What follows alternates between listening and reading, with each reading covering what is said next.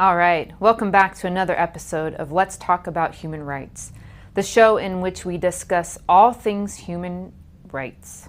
I'm your host, Julz Allender, and I am part of the California chapter of Youth for Human Rights International. Youth for Human Rights International's purpose is to help enlighten and educate people around the world on what their human rights are, with the specific focus on the United Nations Universal Declaration of Human Rights. And with this education to enable and inspire the youth of today as our leaders of tomorrow to stand up and secure these rights for themselves and all people on earth. For each show, we typically like to take up one right and try to broaden your understanding of how this right is important to you and your loved ones. But for today's show, we will be taking up all of the rights as a whole. So first, let's take a look at the purpose of the United Nations Charter on Human Rights, written as the preamble to the list of rights. So what is a preamble? Let's define the word first. First, we have pre, as in prior or coming before, and then we have amble. Amble is defined as the introductory paragraph of a law or resolution stating the reason for and intent of what follows. So a preamble is a statement accompanying a law or regulation specifying its purpose or reason for enactment. It's why there was a need for the rule and what is trying to be achieved by enacting the rule. So here is the preamble to the United Nations Charter on Human Rights. It states, whereas recognition of the inherent dignity and of the equal and inalienable rights of all members of the human family is the foundation of freedom, justice, and peace in the world.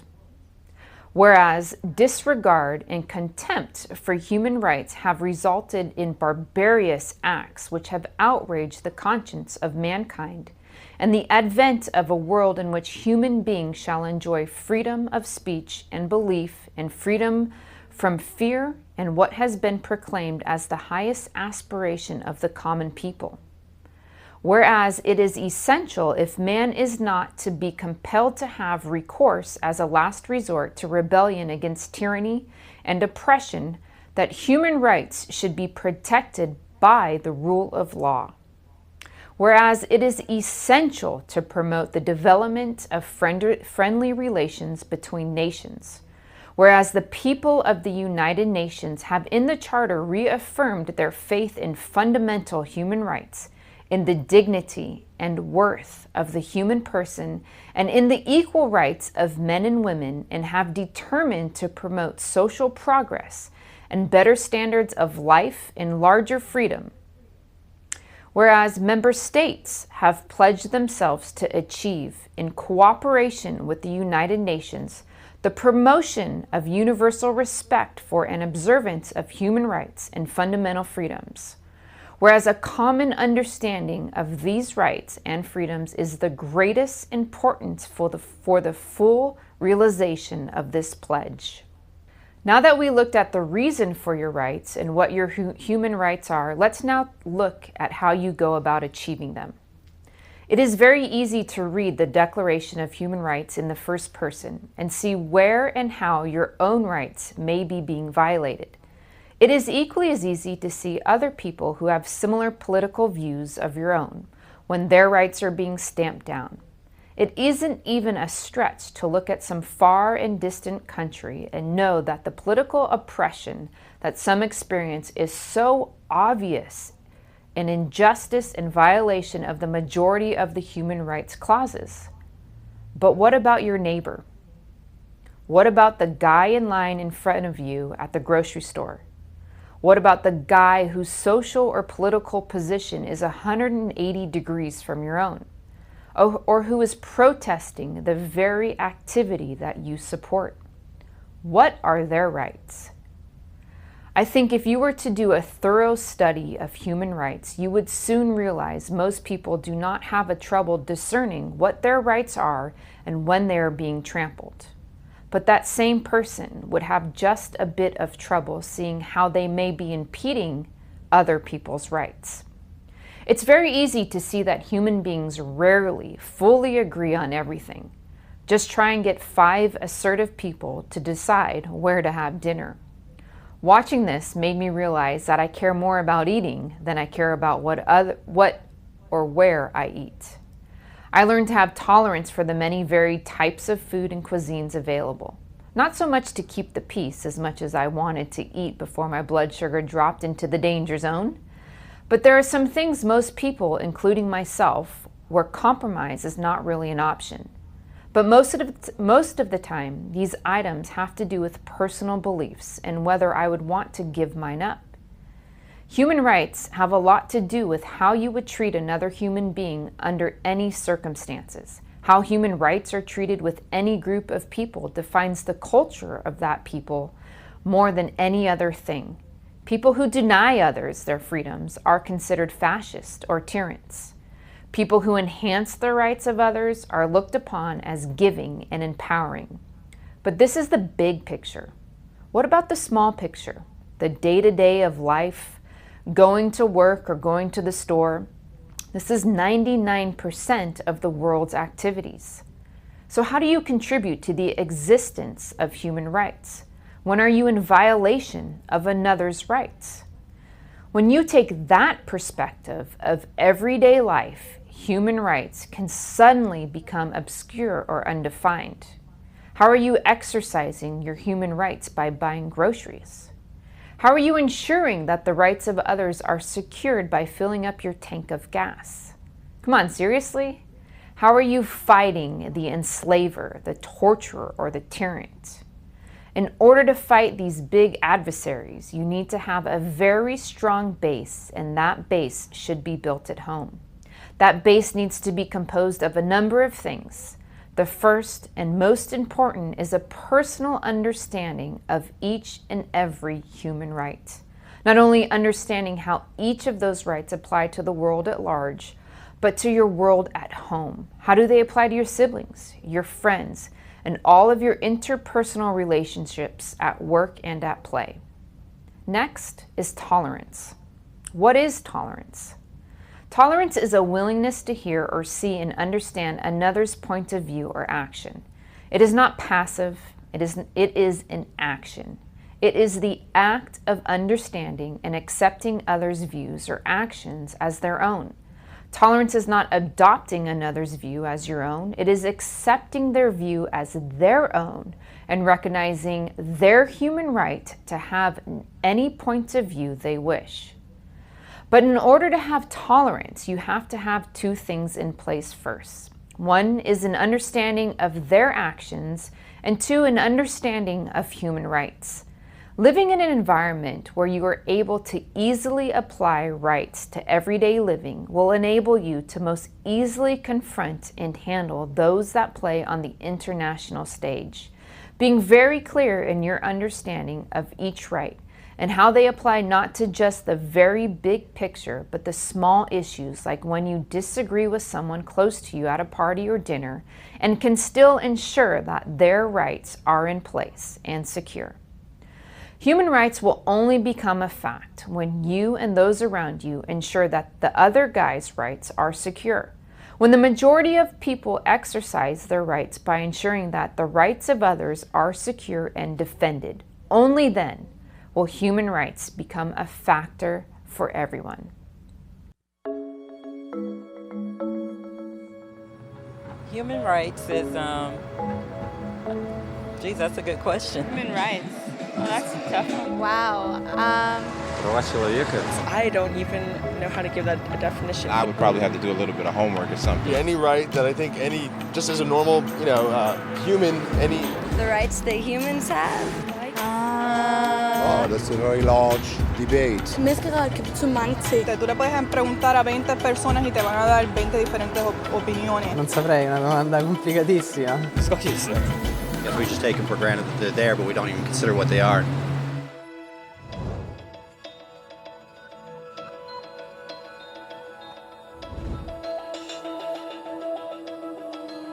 حقوق بشر، حقوقی که به شما تعلق داره صرفاً به خاطر اینکه بشر هستید. شیوهی که طبیعتاً انتظار دارید با شما رفتار بشه و سزاوارش هستید، مثل حق آزاد زیستن، حق بیان عقیده و حق برابری با دیگران. حقوق زیادی وجود دارند و بیشترشون متعلق به گروه‌های خاصی هستند.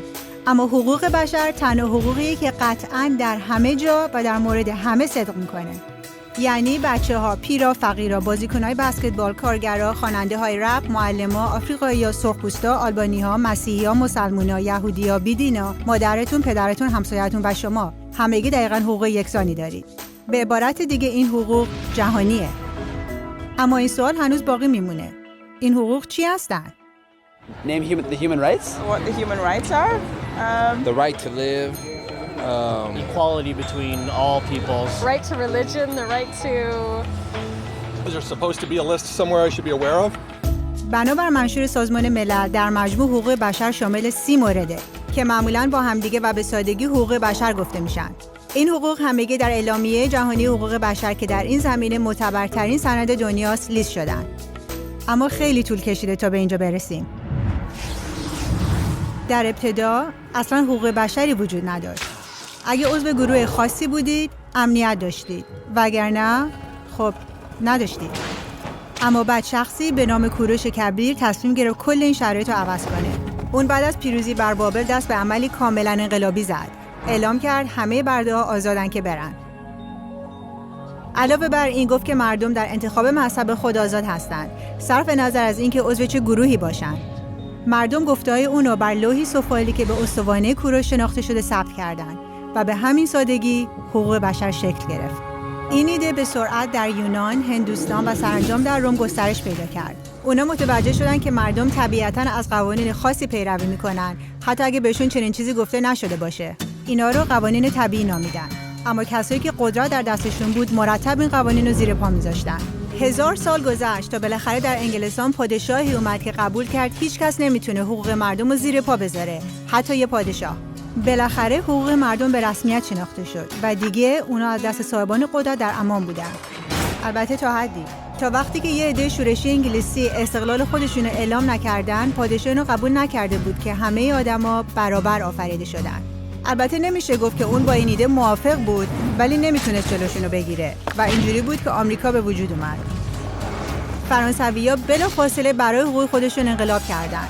لیست اونا حتی طولانی‌تر بود و اصرار داشتن که این قوانین ساختگی نیستن، طبیعی هستند. چیزی که مردم روم قوانین طبیعی میدونستن، تبدیل به حقوق طبیعی شد. متاسفانه همه از این موضوع چندان خوشحال نشدن. در فرانسه ژنرالی به اسم ناپلئون تصمیم گرفت که دموکراسی جدید فرانسه رو سرنگون کنه و خودش رو امپراتور اعلام کنه، امپراتور دنیا، و تقریباً هم موفق شد. ولی کشورهای اروپایی با هم متحد شدن و اونو شکست دادن. حقوق بشر دوباره موضوع داغ روز شد. قراردادهای بین‌المللی بسته شدن و در سرتاسر اروپا حقوق بسیاری به مردم تعلق گرفت. ولی فقط در اروپا. سایر نقاط دنیا هنوز نه تنها به نوعی از این حقوق محروم بودند، بلکه از طرف امپراتوری‌های بزرگ اروپا مورد تهاجم، تسخیر و بهره‌کشی قرار گرفتند. اما بعد وکیل جوانی از هندوستان تصمیم گرفت که این شرایط باید خاتمه پیدا کنه. اسمش مهاتما گاندی بود و علیرغم خشونتی که باش مواجه بود اصرار داشت که همه مردم دنیا حقوقی دارن، نه فقط مردم اروپا. و بالاخره حتی اروپایی هم کم کم با اون موافقت کردن. البته به این سادگی هم نبود. 2 جنگ جهانی اتفاق افتاد.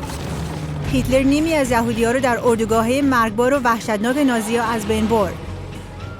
روی هم رفته 90 میلیون نفر کشته شدند.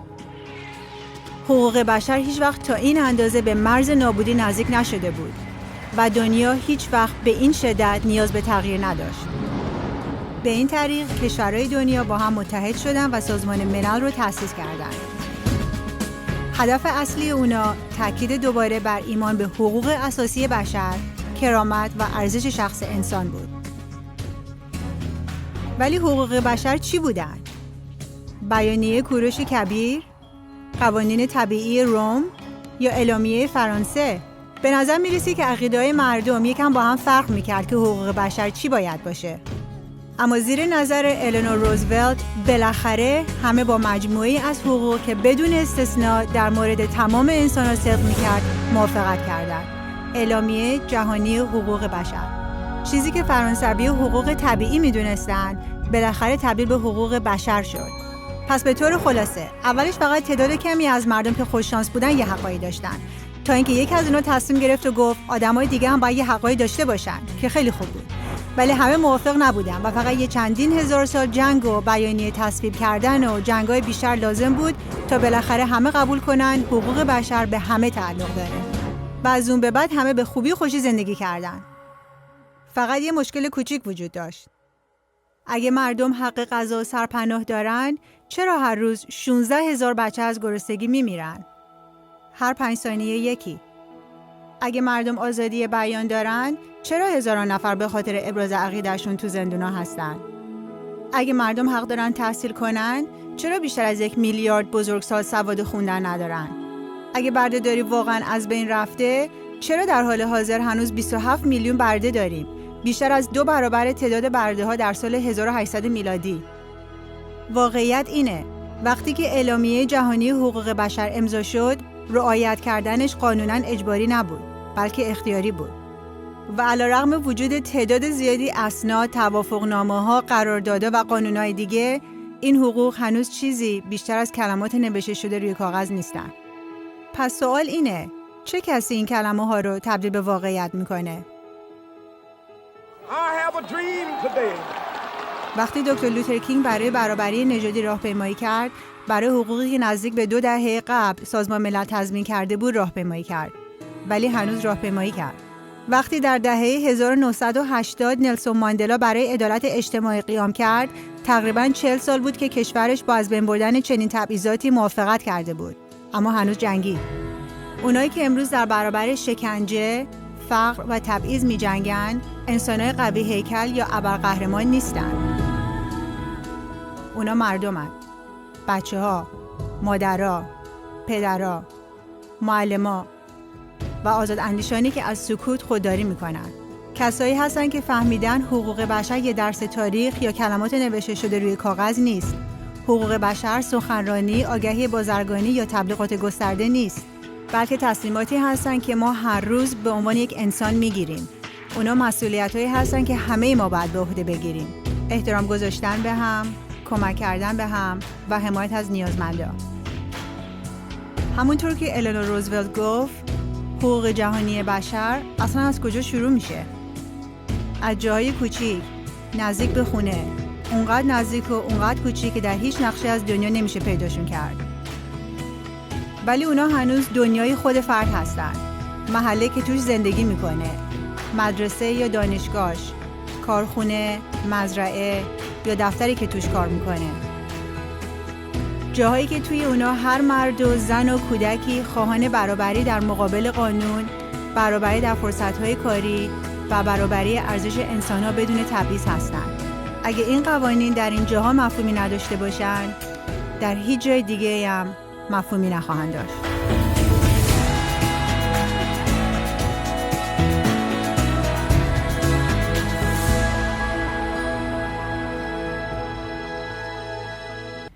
Human rights will only become a fact when you and those around you ensure that the other guy's rights are secure.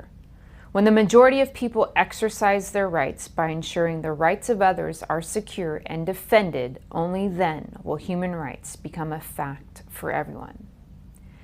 Here's another video on the Universal Declaration of Human Rights.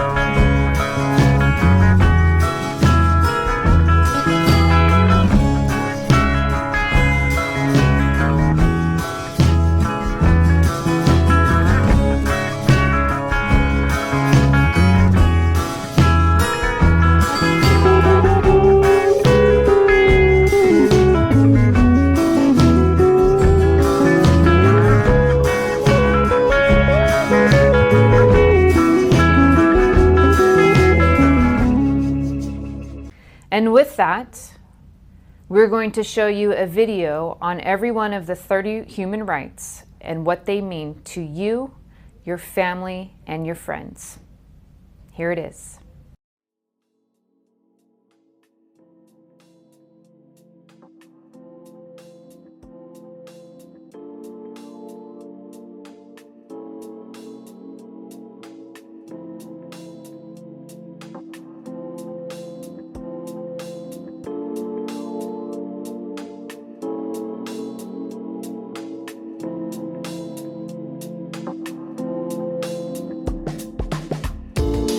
حقوق بشر به سادگی به دست نیامده.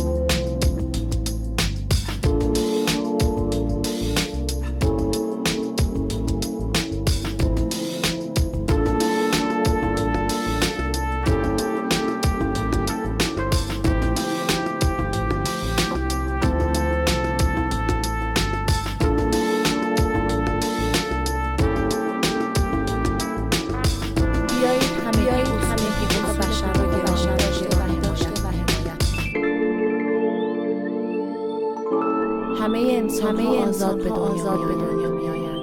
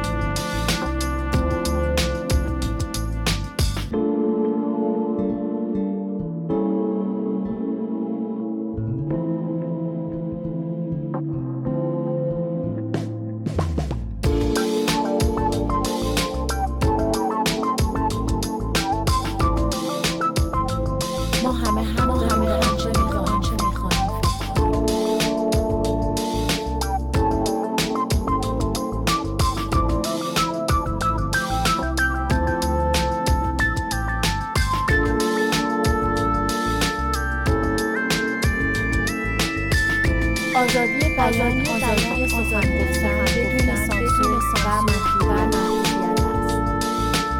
ما همه حق تبادل آزاد و نظرات داریم.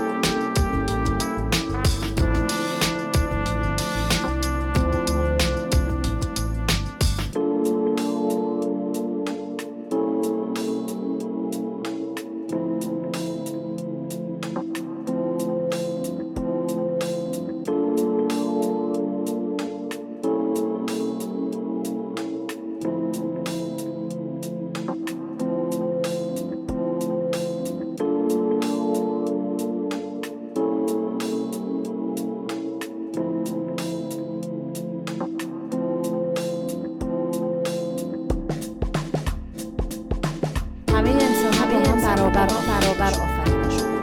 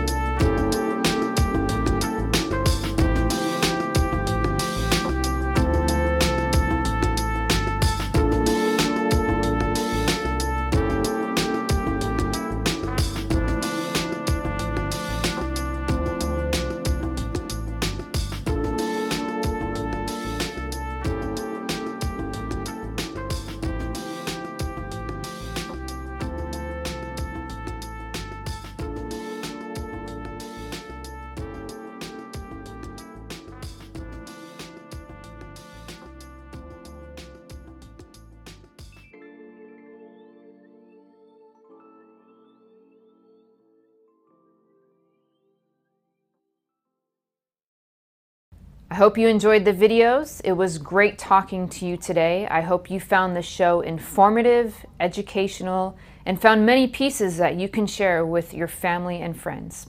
As always, if you have an inspiring story, please let us know and we will include it in our future shows.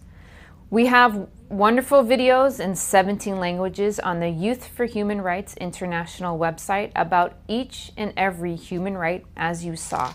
You can watch each one of these, you can share them, and learn so much more about human rights and the Universal Declaration of Human Rights by going to yhri.org. Again, that's YARI. I'll give that to you again. That's yhri.org. If you have your own video about a human right that you've created, we'd love to see them. If you'd like to be a guest on the show or know someone whom you think we should have on our show, let us know by emailing us at talkabouthumanrights@gmail.com. As always, please check out our social media platforms. We are on Facebook at Youth for Human Rights California, Instagram and Twitter at YHRCAL. We are on YouTube at Let's Talk About Human Rights. As always, I'm Julz Allender, and I'll see you next time on Let's Talk About Human Rights.